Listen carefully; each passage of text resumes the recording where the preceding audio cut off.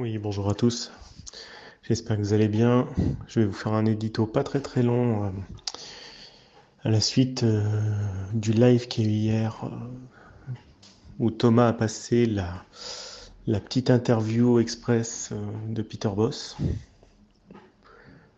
J'ai vu la réaction quand même médusée de Constant, Antoine et Thomas. C'était surréaliste, c'était lunaire, c'était ubuesque, c'était complètement décalé. Euh, pour faire un petit peu le tour, ceux qui n'ont pas écouté Peter Boss après le match, bon, je signale quand même qu'on a gagné à l'extérieur 4 buts à 1. Bon, c'est vrai que Peter Boss peut se targuer dans la trentaine de matchs qu'il a dirigé avec l'Olympique Lyonnais déjà d'avoir eu des résultats aussi probants. Il me semble qu'en dehors de 2-3 matchs d'Europa League et de 2-3 matchs de Ligue 1, il n'a connu aucune victoire équivalente. Ça veut dire que là, ça fait partie clairement des 5-6% de matchs excellents sous son air. Eh ben non, monsieur, ça lui va pas. Il dit qu'il est pas content de ses joueurs en dehors de l'excellent Maxence Cacré, qu'il y a beaucoup de choses à revoir, que c'était bien mieux contre Lille, où on a perdu 1-0 à domicile au passage. Et le journaliste médusé lui demande mais que se passe-t-il, Peter, pourquoi? Vous avez marqué 4 buts, donc il essaye de rattraper un peu le coup, gêné. Hein. Et Peter Boss dit moi je veux gagner en jouant bien. Alors déjà, Peter, je me répète, déjà gagne. Gagne. Un chiffre. L'an dernier, l'Olympique Lyonnais, 76 points. Officiellement, l'Olympique Lyonnais, en gagnant ses 11 derniers matchs, ne pourra pas avoir plus que 74 points. Donc c'est déjà un échec. Alors après, on a quelqu'un comme Jean-Michel Aulas qui avait dit qu'il ferait un point fin février avec Peter Boss et qui a maintenu sa confiance en Peter Boss. Alors ne me traitez pas de tous les noms de xénophobes, de ce que vous voulez, parce que je vois déjà venir certaines perches. J'anticipe désormais certaines critiques. Dans la culture néerlandaise, moi qui ai quand même beaucoup travaillé avec les Néerlandais, il y a quelque chose qui s'appelle la culture permissive. C'est-à-dire qu'en fait, on apprend aux jeunes enfants, et c'est très bien, hein, c'est un vrai plus, c'est un vrai plus et un vrai moins. On apprend aux jeunes enfants à être très autonomes, à avoir beaucoup confiance en eux, à expérimenter. Sans, comme dans les cultures latines, réprimander et avoir un rapport hiérarchique. Alors ça se fait moins aujourd'hui, mais ça se faisait beaucoup il y a quelques années. Avoir un rapport hiérarchique entre le maître et l'élève, dans la fameuse dialectique hegelienne, où le maître est le sachant et l'élève est en dessous. À la fois dans l'attitude morale, mais à la fois dans l'instruction et l'éducation. Aux Pays-Bas, c'est pas du tout ça. C'est une culture où on prend la parole, on participe en classe, on prend de l'initiative, on teste, et les parents félicitent beaucoup les enfants, et à la rigueur, l'instruction expérimentale passe en priorité sur ce que nous on appelle dans les pays du sud de l'Europe la politesse et le savoir-vivre. Mais c'est une différence culturelle, je précise. Eux, ils vont dire que c'est différent chez nous. Bon. Donc Peter Boss a été conforté par Jean-Michel Aulas, et il n'en a pas fallu beaucoup pour reprendre des belles couleurs et repartir sans aucune limite. Donc là, je revois un Peter Boss regonflé à bloc qui nous dit que ça lui plaît pas.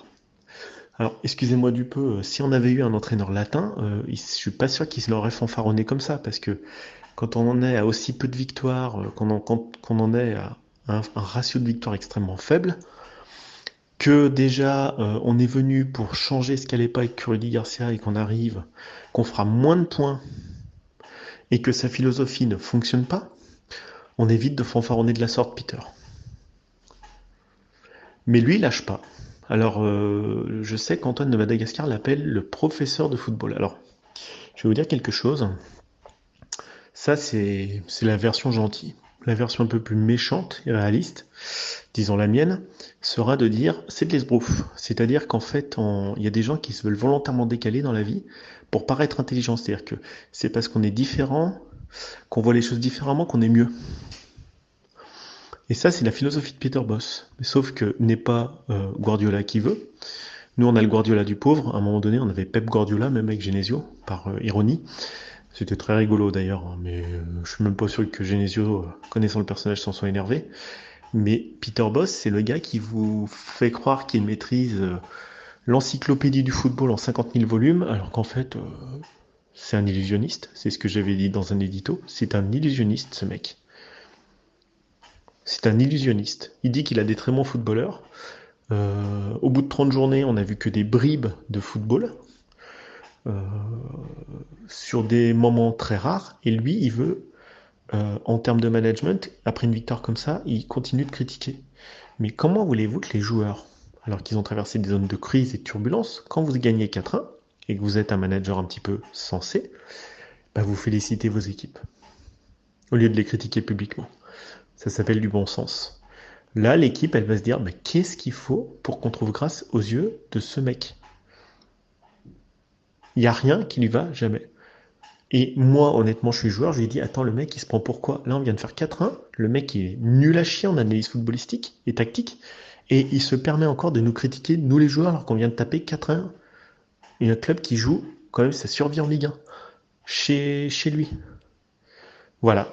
C'est simple, c'est efficace, c'est pro, c'est Bosch, contrairement à lui. Euh, c'est incroyable. Ce mec, il essaye de nous faire de la différenciation analytique pour se faire passer pour un génie. Alors, il y a des footballeurs, des artistes qui voient les choses différemment. Quand vous avez un Zidane, quand vous avez euh, quelqu'un comme Ronaldinho qui invente des gestes insensés, Neymar, Messi, Mbappé en ce moment, Ronaldo, Cristiano Ronaldo, des gens qui inventent des choses différentes, ou des gardiens de but comme Neuer, qui font évoluer leur poste, ou comme Barthez à un moment, comme Laviachine, des gens qui font évoluer le jeu latéral, qui voient les choses différemment. Là, on peut parler de génie parce qu'ils voient pas les choses pareilles, c'est-à-dire qu'ils font évoluer leur sport. Mais lui, Peter Bosz, dans les annales du football, il fera rien évoluer du tout. Ses analyses à l'emporte-pièce critiques, c'est pas parce qu'il a une analyse critique de ses joueurs que c'est un bon coach, c'est un très mauvais coach. Son analyse du jeu est faible, son contre-pressing, son pressing ne fonctionne pas. Voilà, donc moi ça m'agace, je suis désolé, ça m'agace. Voilà, dans ces moments-là, moi je dis bravo les joueurs, bravo l'Olympique Lyonnais. Il faut distinguer ce que j'ai dit dans mes derniers éditos, je critique l'institution Aulas et Ponceau, de Peter Bosz qui pour moi n'a jamais trouvé grâce à mes yeux. Voilà, on l'a ramené pour faire quelque chose de différent. Tout le monde disait c'est le coach parfait, il parle français, il va ramener de la maîtrise et du football offensif. Il n'y a pas de maîtrise et on fera moins de points. Et on est moins offensif que l'an dernier. C'est tout ce que j'ai à dire. Donc si lui, il estime que sa mission est réussie, si on prend sa fiche de poste, il a échoué sur tous ses objectifs. Tous. On n'a jamais entendu Rudy Garcia qui est en demi-finale de Ligue des Champions et qui a fait 76 points l'an dernier et qui a été champion d'automne, fanfaronner de la sorte sur ou critiquer de la sorte ses joueurs. Voilà, moi je suis pas pro Rudy Garcia. Bon, j'ai rien contre lui, j'ai rien pour lui. Mais honnêtement, ce type, c'est pas possible que nos joueurs en sortent grandis. C'est pas possible. Voilà, c'est tout ce que j'avais à dire sur lui. On fera moins de points que l'an dernier.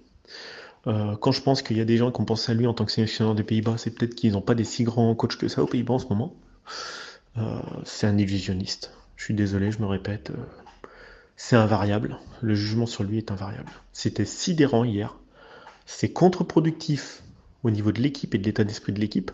Comment voulez-vous que derrière ils reproduisent une performance contre Porto alors qu'ils viennent de se faire dézinguer collectivement, publiquement par leur entraîneur? C'est incroyable.